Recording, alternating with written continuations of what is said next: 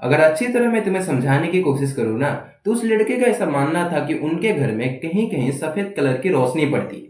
अब अगर ये बात वो अपने परिवार लोगों को बताएगा तो उसके परिवार लोग यही कहेंगे कि ये कोई भगवान का खेल है, क्योंकि हमारे जैसे परिवार लोग यही मानते हैं कि मिराकल यानी कि भगवान। लेकिन उस लड़के का कुछ और ही कहना था। एक दिन वो लड़का कहता है कि मैं विंडो के पास बैठा हुआ था, रात का समय था, मैं अकेले में था और मुझे ऐसा लग रहा था कि विंडो को कोई नॉक कर रहा था। ऐसा लग नहीं रहा था, मुझे सुनाई दे रहा था। वो लड़का कहता है कि मैं डर नहीं रहा था, मैं वहीं पर बैठा हुआ था और करीब आधे घंटे तक नॉक होता रह रहा था, हो रहा था और बहुत ही धीरे हो रहा था। नहीं, थोड़ा क्रीपी वे में कहना है। मैं आता हूँ रुको। यारो, तुम्हारे घर में अगर तुम्हारे अलावा कोई ऐसा रहता है जिसको तुम अच्छी तरह नहीं जानते, लेकिन अगर वो तुम्हें अच्छी तरह जानता है ना, तो ये बात थोड़ा क्रीपी होता है। और ऐसा ही कुछ है आज की कहानी पर। ये जो कहानी है, ये कहानी एक लड़के की है।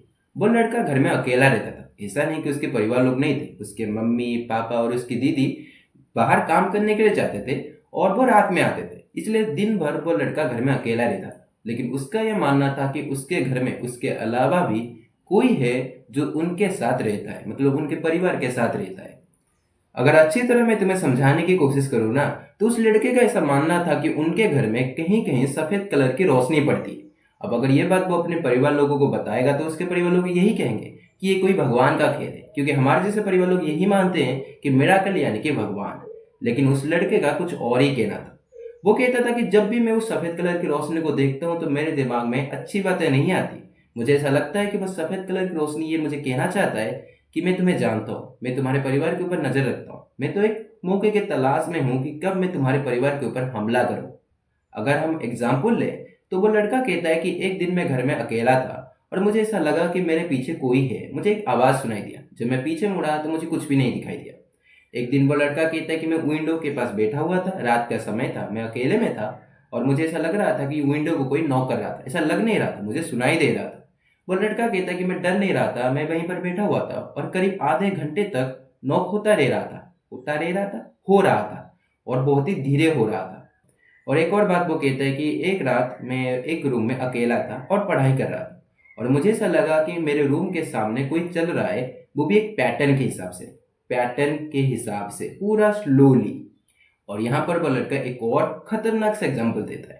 वो लड़का कहता है कि रात में मेरे पापा मामा मेरे साथ सोए हुए थे, मैं बेड में सोया हुआ था, वो नीचे सोए हुए थे और मुझे उस समय स्लीपिंग पैरालिसिस हो गया। मैं स्लीपिंग पैरालिसिस से उठने के लिए, मतलब स्लीपिंग पैरालिसिस जब होता है तो बॉडी जाम हो जाता है, तो उससे उठने के लिए मैं मम्मी मम्मी चिल्लाना शुरू किया।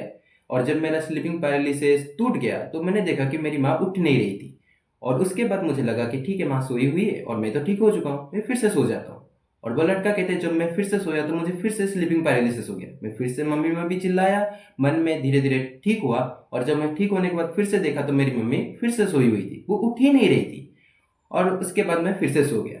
और ऐसा मेरे साथ 20 बार हुआ, मतलब मैं 20 बार स्लीपिंग पैरालिसिस में रहा। मम्मी मम्मी चिल्लाया, मम्मी नहीं उठी और मैं ठीक होने के बाद फिर से सो गया। अब ये चीज होने के बाद वो लड़का कहता है कि उसके बाद एक और चीज हुआ और उसी रात उसके बाद उसके साथ ऐसा हुआ कि वो ऐसा सपना देखा कि उसके दीवार, मतलब उसके सामने जो दीवार था वहां पर एक सिंबल ड्रॉ होता है और उसके सिर के नीचे एक पोर्टल क्रिएट होता है। उसके पीछे एक शैतान आता है। शैतान का उसने शकल नहीं देखा लेकिन हाथ देखा जो उसके सिर को पकड़ा हुआ था। और धीरे धीरे वो शैतान उसको सिर को दबा रहा था उस पोर्टल में। और शैतान का जो आवाज था, मतलब उसको ऐसा लग रहा था कि वो शैतान उसके कान के पास आकर चैंटिंग कर रहा था, कुछ ऐसा टाइप का था वो। और उससे वो लड़का डरता नहीं है। वो लड़का कहते हैं मुझे, मेरे साथ तो ये सारी चीजें होता ही रहता है तो मुझे कोई फर्क नहीं पड़ रहा था। लेकिन उसी समय मेरी माँ अचानक चिल्लाने लगी, इसलिए मुझे मजबूरी में अपने सपने को तोड़ना पड़ा। और मैंने अपने माँ को देखा तो मुझे ऐसा लग रहा था, मेरी माँ चिल्ला रही थी कि मुझे मत लेके जाओ, ये मुझे लेके जा रहा है, मुझे छोड़ दो, मुझे छोड़ दो। तो मैं मेरी माँ के पास आया तो मेरी माँ नींद में से बड़बड़ा रही थी, मतलब नींद में बोल रही थी। और मैंने अपने माँ को बोला कि क्या हो रहा है। मेरी माँ उठ नहीं रही थी, वह बस एक ही बात कह रही थी कि ये मुझे लेके जा रहा है। और उस समय मैंने एक चीज देखा कि वह सफेद कलर की रोशनी हमारे आसपास घूम रही थी। और उसी समय उसके जो पिताजी थे वो अजीब अजीब आवाजें निकालना शुरू कर देते हैं जो वो कभी नहीं निकालते। वो लड़का कुछ समझ नहीं पा रहा था तो वो आखिर में क्या करता है ना, अपने माँ को उठाने के लिए करता है।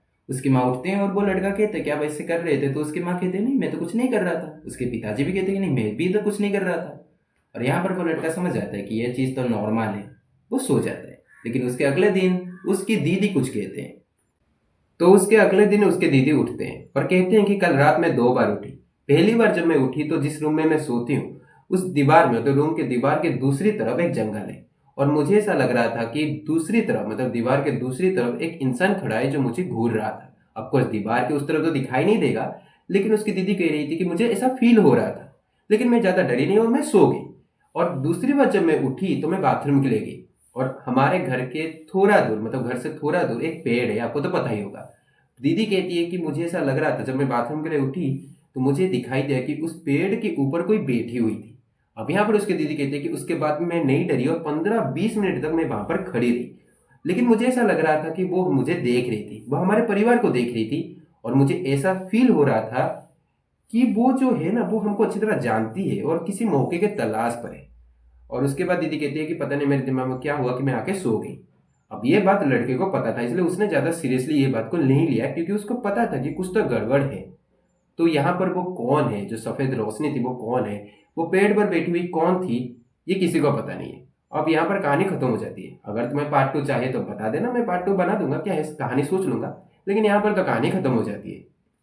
अगर कहानी पसंद है तो वीडियो को लाइक करो, शेयर करो, सब्सक्राइब करो, नोटिफिकेशन को ऑन कर दो, जैसे कि तुम्हें मेरे न्यू वीडियो की लिंक मिलता रहे, नोटिफिकेशन मिलता रहे। और कमेंट कर देना, नहीं सो भी बढ़िया, बड़ा कमेंट छोटा कमेंट, तुम्हारे कमेंट को कोई लाइक करे बताना कैसा लगता है। इस वीडियो के लिए इतना ही, मिलता है अगले वीडियो में, तब तक के लिए स्टे ट्यून्ड।